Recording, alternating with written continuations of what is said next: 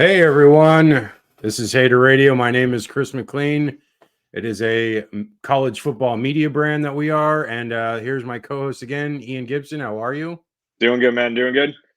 Hey, so what we do is real quick. We're a college football media brand with a website with articles, and we're on all the socials, so we interact with people there, and then we're also doing these videos twice a week, like the banner says up there.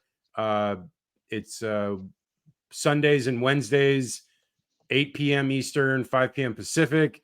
You can catch us at both of those, and then it'll also be on YouTube later, so you can watch at your leisure. And also, it's on all the podcast formats as well. So, with that being said, what we do on Wednesdays is we have a preview show. So today we're previewing the week 6 of all the games. Not a ton of big time games except for really probably the Oklahoma Texas game and maybe like the Maryland Ohio State game, which I don't know, in years past when they've like hyped up this Maryland game against Ohio State's usually swamped them. So let's begin with the you got teams. Bama, A&M too. Those ones. Yeah, that is true. LSU Bama, A&M, too. and A&M only has one loss, but A&M's not ranked. So, but they've had some good wins the last couple of weeks. So, but let's start off with the teams that we cover. We cover USF in Tampa. We cover the Florida Gators. We cover USC and we cover UCLA. So, I think the biggest game for these teams of these four is probably the USF game, and I have it listed what I sent to Ian. So, like I'm wearing green. Ian's wearing his USF shirt. It's Wear Green Wednesdays. We're wearing it. The thing that I'd like to talk about with this game is building on the momentum. If they can capture these next 2 or 3 games where they've got UConn and they've got FAU and UAB here this week, between those 3 teams, I think they have 2 wins. So there's a lot of bad football these other teams are playing, and it's really up to USF if they want to, take advantage of this situation. Because if they just run off these wins really quick, they'll go from 3-2 to 6-2, which 6-2 looks a whole lot better than 3-2, and that means 1, you're bowl eligible. 2, there's a whole hell of a lot to play for when it comes to the AAC, especially with games against Memphis and UTSA coming up later in the schedule. So, with that being said, I like USF in this game. I think that UAB is a bit of a wounded duck. They've, they showed that video of Trent Dilfer yelling and screaming at. Yeah, it's just such a bad look. You got to be in control of yourself, especially when things are not going well. But Dilfer, maybe he'll turn it around. I don't know. But like I said, I really like USF in this one. I like Byron Brown to continue what he was doing, the receivers to do well, the running backs to make plays when needed, and the defense to take advantage of the time that they have on the field, which, with how the game is being played for USF, USF is on offense very quickly, and they put the defense in position to be out there a lot longer. But if they can make some stops, this really makes a difference there. So that's all I'm looking for in the defense there. So I'm going to say USF probably wins this one. I'm going to say like 35 to like 20. What do you got, Ian? For this one, I actually think it'll be a lot closer. UAB went out to a fast start last week. They were up 20-7 against Tulane, but then they just couldn't sustain it. I think, especially with the troubles USF has had in the first half, I think UAB does get a jump on them. But again, USF has shown to be a second half team, and even more so, UAB has shown that they can't sustain a lead so far. So I think USF crawls back and wins it close. I'm gonna go with a 28 to like 24 win for USF. It keeps it close. Okay. All right. Moving on. Vanderbilt, Florida. We talked a lot about it on Sunday, how disappointed we were. It was a real gut punch, but like I said, coming out of that game, you just really need to throw it away. Like that's just the best mindset to have. The season's not over. Two losses and technically it's only one loss in the SEC. So you still, if you played well the rest of the year, you could get to Atlanta. It's not going to happen, but if they can just move forward from that game last week and put something better, Vanderbilt is a good opponent to, uh, you know,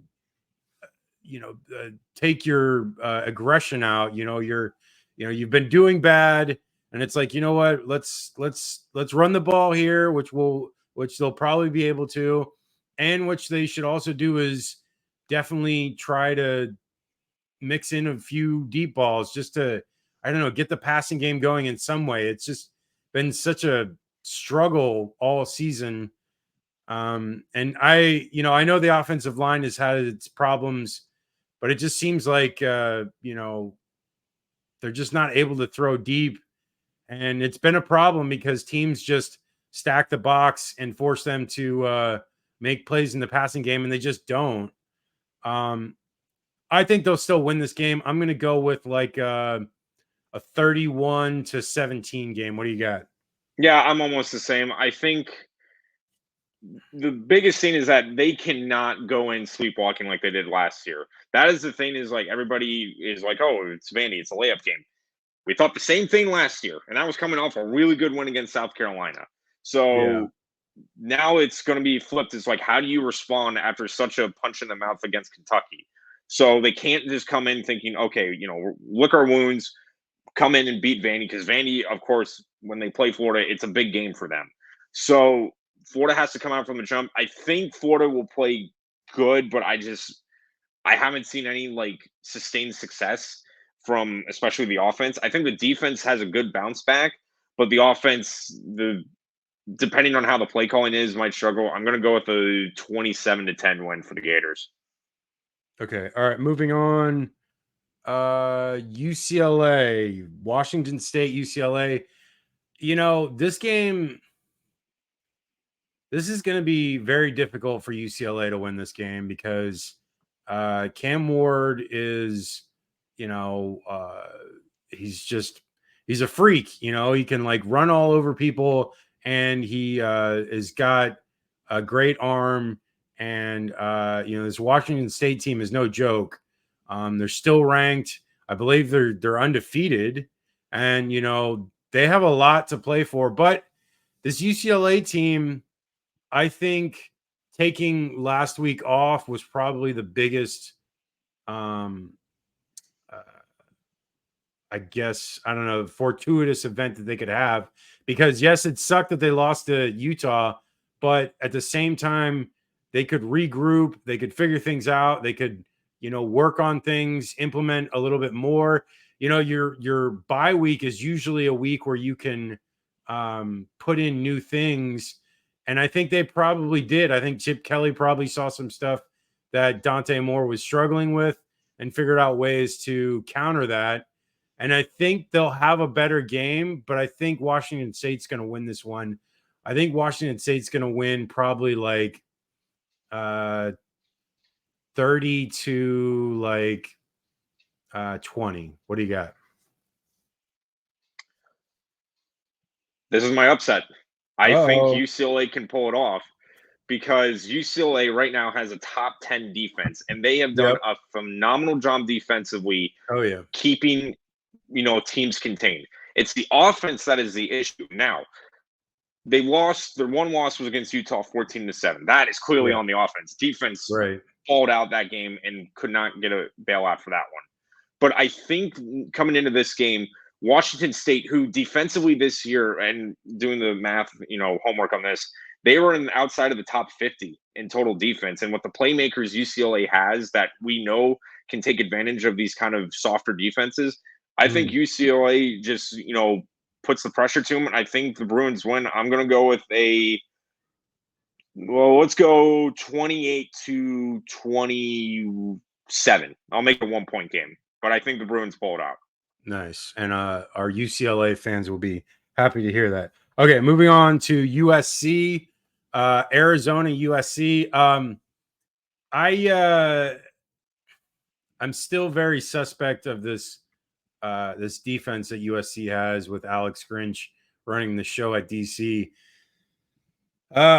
I would have thought it would have been better last week. I know they got the win, but it still doesn't look good when Colorado scores 41 the week after only scoring 7 against Oregon. So I don't know. I mean, I don't know what to make of this defense, but I think Arizona is not a team to really take advantage of that. I think Caleb Williams and the offense puts up a ton of points in this game.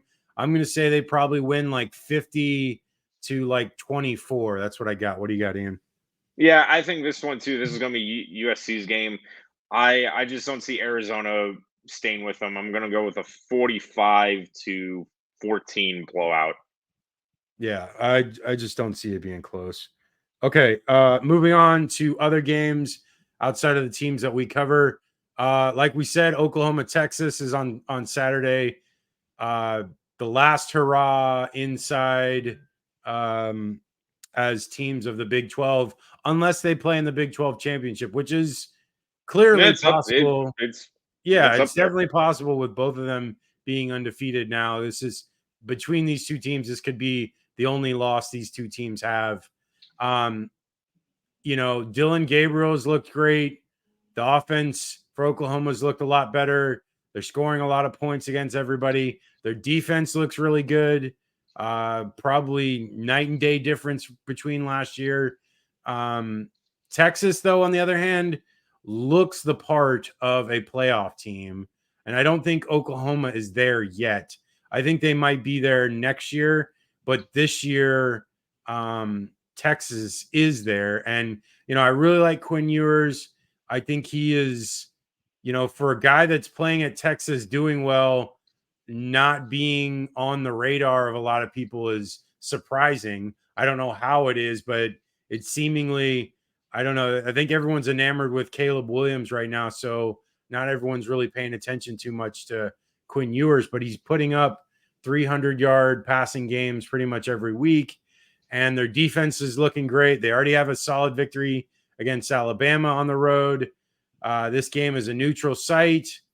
I think Oklahoma will put up a test for Texas, but I think Texas wins this in the long run. I'm going to go with Texas winning. I'm going to say like 40 to like 28. What do you got? Yeah, I think this one, both these teams have played very similar in the season, but again, I think you hit the nail on the head. I just think Texas has played the part and looked better. I know everybody's been, bringing up the Bama win, and that, is important. But just in general, like, they are winning the games they're supposed to. They are playing, Yeah. they're beat Kansas last week. They blew out Baylor. Defense is certainly settling in now, especially after the Bama game. Yeah. So for Oklahoma too, they've done very good as well. It was total bounce back from last year. But I just think this is really, it's up to Texas now to win this. And I think they have been in this big game before. I think the Bama game was a very good test to see if they can, handle the spotlight, which they have crumbled under in years before. But they showed up and showed out. And I think with the Red River rivalry, they're going to show out again. So I'm going to take the Longhorns in this one. I think it's going to be a traditional close shootout, but I'm going to go Texas 37-31. Okay. Moving on to Maryland, Ohio State. I know, I think it was either last year or the year before that. It might have been last year because it was in Maryland, and the game was like, not that it was close, but it was like the score wasn't that far off, and like Maryland kept somewhat near Ohio State, and Ohio State didn't run away with it. And I think that'll probably be the case again. I think like Maryland will like struggle in the first half. Ohio State may go up like 3 scores, and then like Maryland will come back, and it'll probably be like a 28 to like 17 game. That's what I'm thinking. What do you got? Yeah, for this one, especially coming off their bye week and after that emotional win against Notre Dame, I think Ohio State, I think this is going to kind of be stuck in the mud because I think Maryland has more of a complete, like, this team has been with each other. They know how to call these games. Ohio State's going through some growing pains right now. I Yeah. don't think the offense is going to have a big leap this week. So I actually think it'll be low scoring a bit, but I'm going to go Buckeyes pull it out. I'm going to go with like a 23-10 win. I don't think it's going to be a pretty win. Yeah. I'm thinking the same thing. Okay. LSU, Missouri. Does this LSU team pack it in? They already have 2 losses and at this point are out of playoff potential. So, really, what do they play for? It's really to get to the SEC championship game. And that's about it, really. They can still do that, especially with a win against Missouri. Missouri is undefeated. They only really have a big win against Kansas State that they had earlier this year. The rest of the games they played were a lot of bad teams. Like they beat Vandy last week, and it's like I I will probably get a better idea of this Missouri team after this week, but coming to this game, I don't know. I mean, they're not like world beaters, but they're definitely not terrible. I would say they're probably about an average SEC team. And I would think that LSU is up to task to beat an average SEC team. But it's in Columbia. Is it Columbus or it's Columbia, right? Columbia, It's Missouri. Columbia. Yeah. Yeah. We have So two it's Columbias in the SEC. yeah, it's Columbia, Missouri, and Columbia, South Carolina. So it's a home game for Missouri, and like Missouri doesn't have the best home crowd advantage. But I don't know. I know the game is early, so there is potential there for it being a little bit of a sleepiness for LSU. I can see Missouri winning this one because I don't really like LSU right now. I thought high of them coming into the season, but after the losses against FSU and now Ole Miss, I just don't think they're good enough. I think their offense is plenty good enough, but their defense is not good. Like it's just not good. And you're not going to be able to win many games if you're allowing teams to score 55 against Ole Miss and then, it was like 45 against FSU. Like you're not going to win many games when that happens. So Mm-hmm. I can see Missouri scoring like 32 and then LSU scoring like 24, maybe 28. It being a close game, but I think Missouri does take this one. Like I said, like I'm going to go 32-28. That's what I got. Yeah, for this, I totally agree. The defense of LSU has been really surprising on how bad it is. I mean, Yeah. again doing the homework. They're in. I said like top outside of the top 50 of Washington State. LSU's outside of the top 100. There Oof. are really they are really bad defensively. I think they were giving up an average of like over 429 yards a game, and Mizzou is Jeez. averaging like 400 yards a game. Yeah. With that being said, though, I do think just because it's going to be a shootout, I think that's what it's going to be, and that's what LSU is going to have to bank on and have Jaden Daniels pretty much win the game for them. But I Yeah. think with that being said, I think LSU finds a way to pull it out. I think it's going to be like a last second field goal or something. Mm. But I think LSU can find a way to win just based on sheer offense and stubbornness alone. So I'm going to take LSU 41-38. Although out of all the games I picked, this is the one I could easily be the most wrong on. Yeah. This is a coin flip game for sure because LSU has way more talent, but Missouri has momentum right now, and the game is at home, and it's a noon, 11 a.m. Local time kick.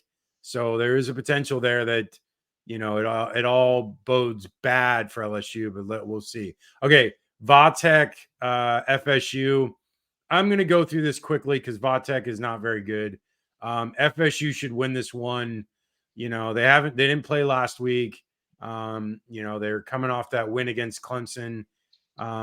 They probably should win this game at least by 2 scores, probably even 3. I'm going to say they probably win like 35 to like 14. What do you got here?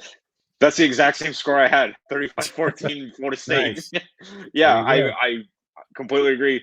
Florida State's just flat out the better team, and when Vodtech defensively has looked good in some games, but when they play teams similar like Pitt, Yeah.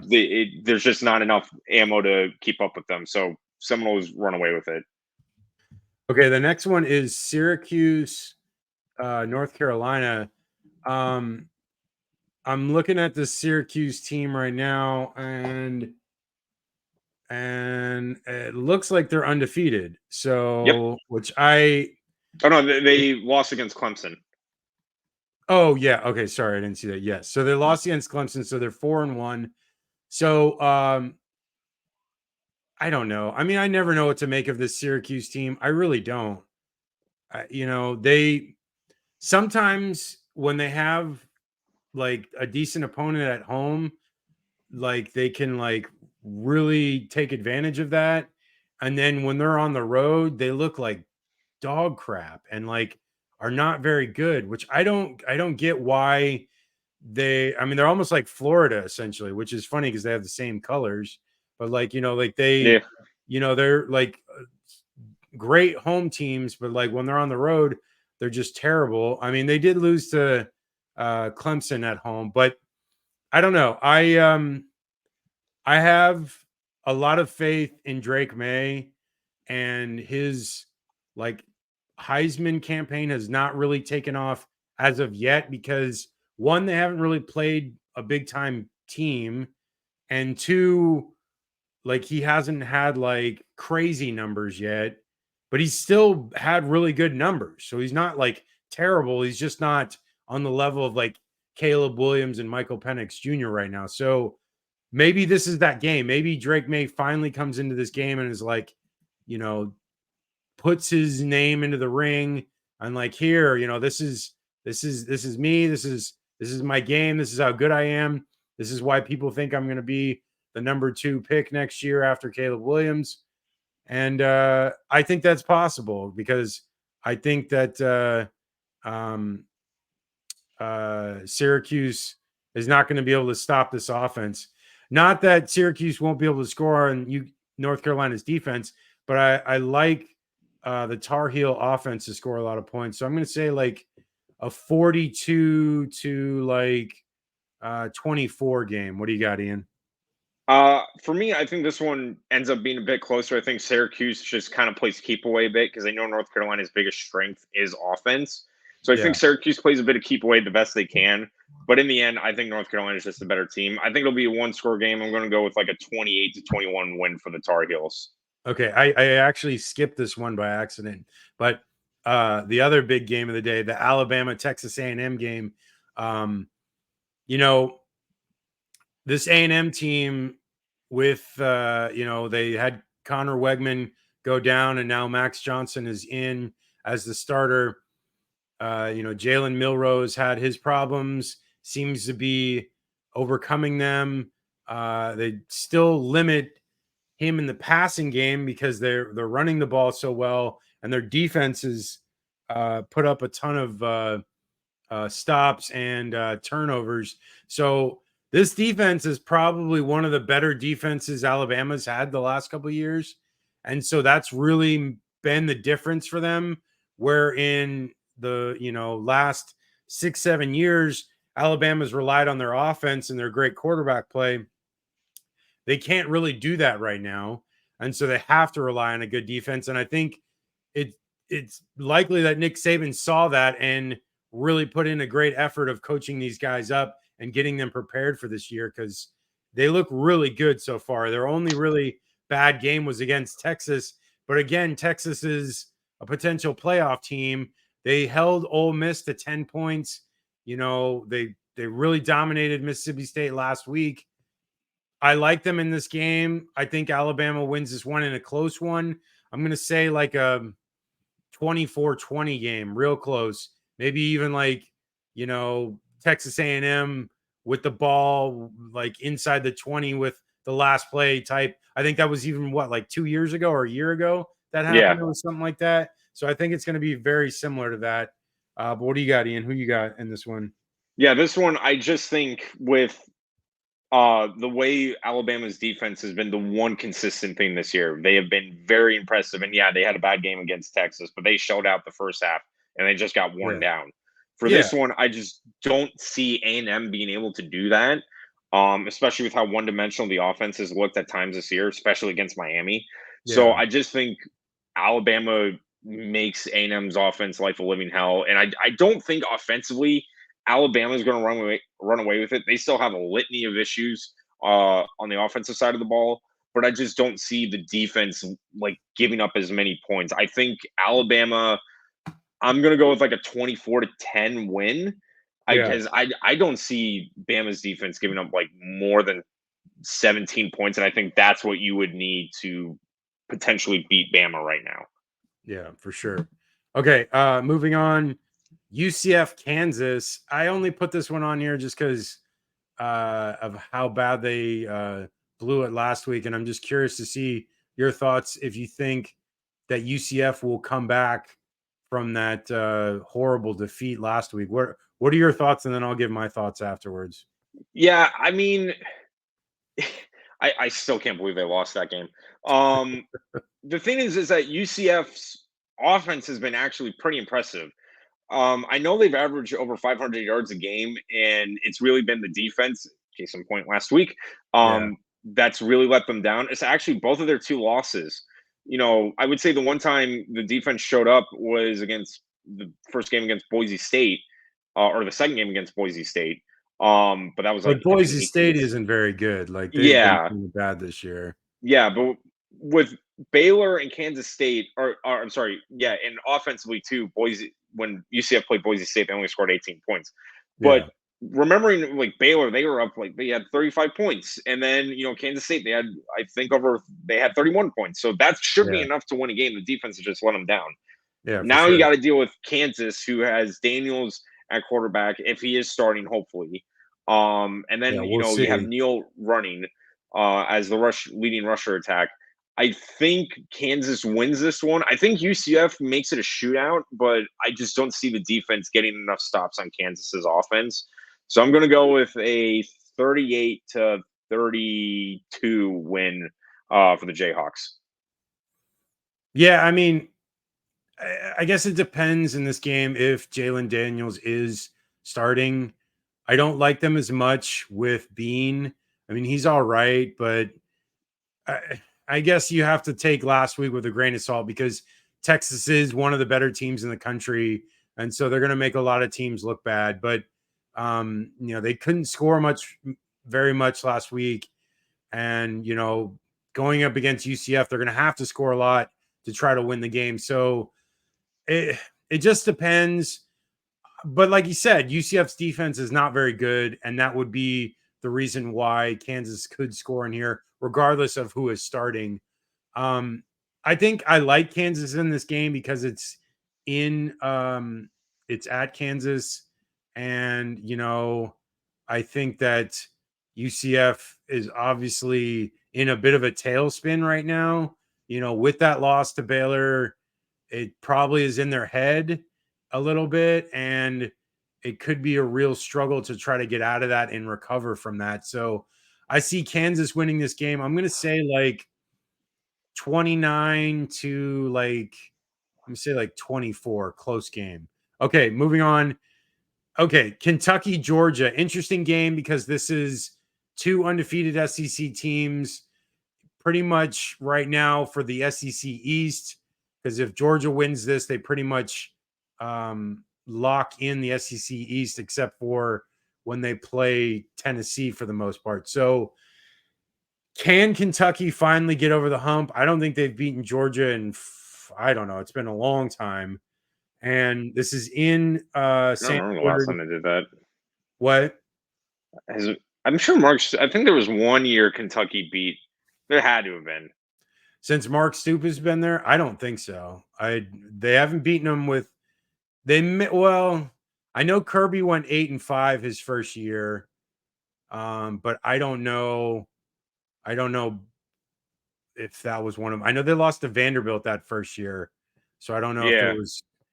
It could be, but regardless, it's been a while. It's been at least 6 years since they've lost or since they've beaten Georgia. I think Georgia has struggled a lot this year. They do not look like the same team they were the last couple of years. Their offense still can get points. Brock Bowers is still deadly, but the rest of the team is kind of MIA. Ladd McConkey is recovering from injury. He hasn't really done a hell of a lot. The rest of the team, I don't really even know some of their receivers really outside of McConkey and Bowers. Like none of them really stand out that much. That's how little that there's about them. Their rushing attack is okay. None of those guys are really like studs. The defense has been all right, but then they allowed Auburn to be in that game when Auburn clearly is a inferior offense and should not have been able to move the ball as well as they did. And they were moving the ball quite well. And honestly, I think they were the better team last week, and they probably deserved to win that game. They just fell short. But I think that Georgia's going to win this game pretty handedly. I'm going to say like a 30-14 game. What do you got, Ian? Yeah, I don't think either offenses are really going to be, lighting the scoreboard up this game. These teams kind of mirrored each other. Kentucky and Georgia, both, defensive minded, really ground out the win kind of teams. So it just comes down to who's been the better of those teams, and that's clearly Georgia. As much problems they've had this year, I just don't see Kentucky scoring as many points as Georgia is capable of in these type of games. So I think Yeah. Georgia is going to win. I think it's another low scoring one. I'll go like 27-14 for the Bulldogs. Nice. Okay. Moving on. Last couple of games. We'll do these really quick.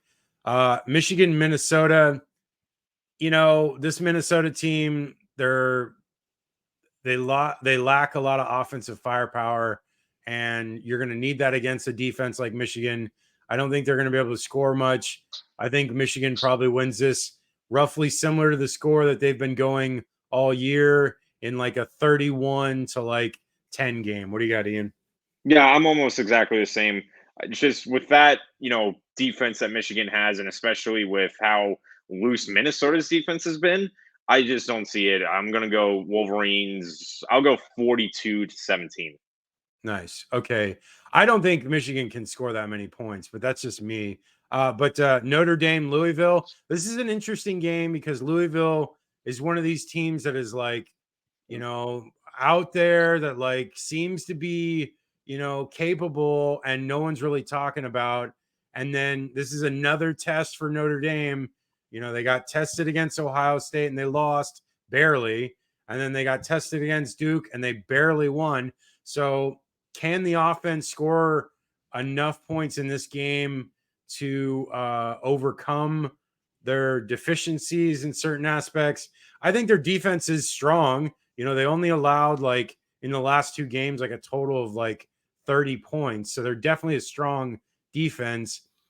And I think they'll need that here against Louisville. Just it really will be if their offense can put up a better performance. I think Hartman's capable. I think even last week I said that he was going to do it, but they obviously struggled against Duke. I think Notre Dame wins this game. I think it's going to be close.